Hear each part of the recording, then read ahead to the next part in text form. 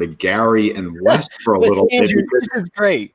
It says 75% of people said no, not using CIS, but 100% want multi-tenant. Yeah, no, I'm not using it, but I would like additional features.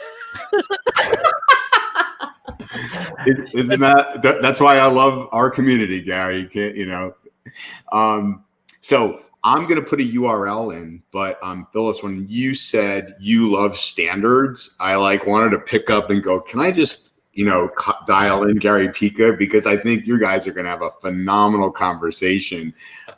Gary literally built his MSP on standards. He's built an entire business model around standards. So Gary and Wes did a presentation just this past week on it, and it was rave reviews, along with David Powell, who's in the audience as well. So I'm going to put that URL in. Anybody wants to see it, but Gary, let you take it with Wes. Yeah. So Wes, we had some fun, talking about this. So it really is a great lead up to having Phyllis on, today. And Phyllis, one of the things that we're trying to help MSPs solve is a lot of them don't know where to start. A lot of times it's cybersecurity, and they need something that they can, to grab onto. So we believe that standards is the way, and certainly we put CIS high on that, on that list. But as you watch organizations implement this, what are some of the biggest challenges? Is resource the biggest challenge, or what would you say the biggest challenges are to get people moving in that direction? That's funny. I just was on a call actually with a state that was trying to get their smaller organization. So I think number one is resources, and then where to begin, right? And I think the lack of resources, that lack of knowledge feeds into, I don't know where to go first, right? And so that's common feedback that we get. And it's no one wants to sit in an all-day training class to learn about all 171, controls or the NIST CSF. It's very intimidating. Plus, everyone, as we all know, is very overworked. Can we spare those resources? They already have a day job, all these kind of things. So that's really, one of the main reasons why we came up with implementation groups, and in particular IG1, was because it really is, it's 43 practical implementable safeguards or subcontrols that any organization should be implementing. So I believe strongly in a baseline versus here, do this big framework. It's gonna help you. You really need that prioritized list of things to do, and then minimizing it, I think also is very helpful.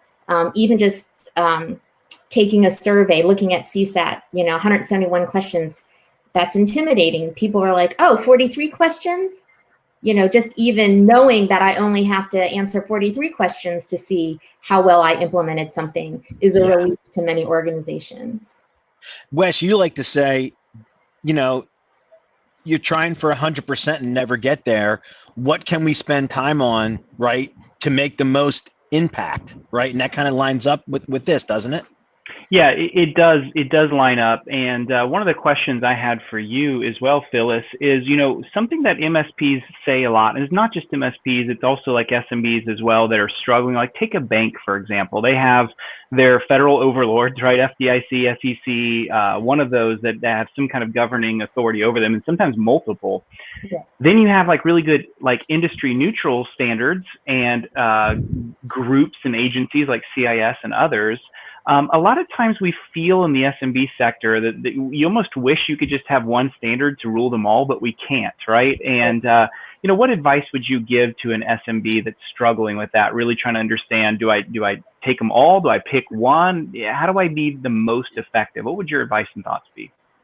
So I do believe that you really do need to have that baseline, right? And I think that risk assessments are very costly and expensive and hard for organizations to do, which is why, one of the things that we did was map the controls at the subcontrol level to the MITRE ATT&CK framework. What that allowed us to do is then really determine the security value of the controls. So in my experience, it's not that organizations want to know that this control can save you against, some kind of tactic or whatever. It's more what are what are the attacks, the top attacks that my organization needs to care about, and how is it that I either get tooling or do something native in my environment that I can do to prevent or thwart that attack. So, I'm hoping that our mapping to the MITRE ATT&CK framework allowed organizations to say, hey,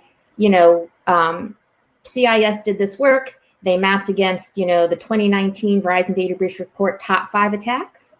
And IG1 can mitigate against all the tactics. And so to me, that also is really the benefit of an ISAC or an ISAL, right? So if the MSP were to have an ISAC, the ISAC is there for you to say, hey, these are the top 3 attacks that we believe MSPs are subject to. Here's a framework, whichever framework, that has mapped to whatever. We've done the work. And these are the top 5 things that every MSP can do to defend their networks. So I think that would be amazing, for organizations to have, because that's what they want to know, right? And so then if